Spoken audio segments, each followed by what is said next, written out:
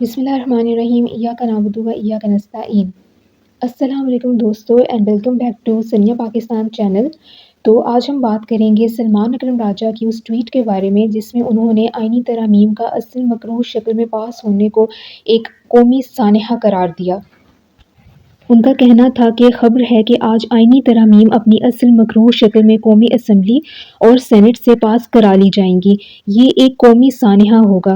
Election commission سے supreme court کے فیصلے کے خلاف قومی اسمبلی میں مخصوص نشستیں پی ایم ایل این اور پی پی پی کو جاری کر کے 2/3 اکثریت قائم کی جائے گی۔ مار پیٹ اور اغوا اس کے علاوہ سینٹ میں 2/3 اکثریت کے لیے بچوں، بہو بیٹیوں کا اغوا اور املاک کی توڑ پھوڑ کا عمل جاری ہے۔ اس سب کے نتیجے میں جے یو آئی کے ووٹوں کی حاجت نہ رہی تو آئینی ترامیم مقتدرہ کی خواہش کے مطابق پاس کرائی جائیں گی۔ ان ترامیم کے نتیجے میں سویلینز کو فوجی عدالتوں سے سزا دلوانا ممکن ہوگا۔ صرف الزام کی بنیاد پر کسی کو بھی بنیادی حقوق سے محروم کر کے بند کمرے میں کسی فرمانبردار میجر صاحب کے سامنے پیش کر دیا جائے گا۔ میجر صاحب افسران بالا کی ہدایت کے مطابق سزا دیں گے۔ پہلا ہدف خان صاحب ہوں گے۔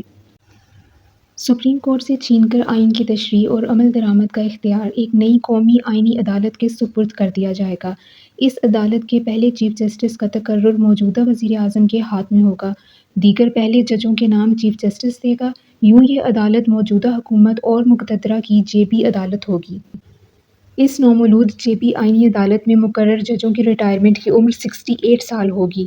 لہٰذا سپریم کورٹ سے ریٹائر ہونے والے فرمانبردار قاضیوں کو اس نئی عدالت میں ملازمت دی جائے گی۔ کسی سیاسی جماعت کو ملک دشمن اور کالعدم قرار دینے کا حتمی فیصلہ یہی آئینی عدالت کرے گی۔ کسی سیاسی جماعت کو کالعدم قرار دینے کے حوالے سے پہلا ہدف کون سی جماعت ہوگی یہ کہنا مشکل نہیں۔ تمام گڑھے جو پی ٹی آئی کے لیے کھودے جا رہے ہیں بالآخر دیگر جماعتوں کی تباہی اور سیاسی عمل کے جمود کا باعث بنیں گے۔ ہائی کورٹوں کو مغلوب کرنے کے لیے آئینی ترامیم اختیار دیتی ہیں کہ کسی بھی ناپسندیدہ جج سے مقدمہ چھین لیا جائے یا اس جج کو کسی دوسرے صوبے منتقل کر دیا جائے۔ آئینی ترامیم ہائی کورٹ کے رٹ پٹیشن سننے کے اختیارات کو قومی سلامتی کے تابع کرتی ہیں۔ قومی سلامتی کی کوئی تشریح نہیں کی گئی۔ مجوزہ آئینی ترامیم کے تحت سپریم کورٹ یا ہائی کورٹ کے چیف جسٹس کا تقرر 3 یا 5 سینئر جج صاحبان میں سے ہوگا۔ اس ترمیم کا مقصد تمام سینئر جج صاحبان کو قابو میں رکھنا ہے۔ سب کو اطاعت کی ترغیب دی جائے گی تاکہ چیف ججی کا کرہ سب سے مطیع جج کے نام نکلے۔ مجوزہ آئینی ترامیم آزاد عدلیہ پر حملہ ہیں۔ مغلوب عدالتیں ہماری تاریخ میں ہمیشہ جمہوریت کی تباہی میں معاون رہی ہیں۔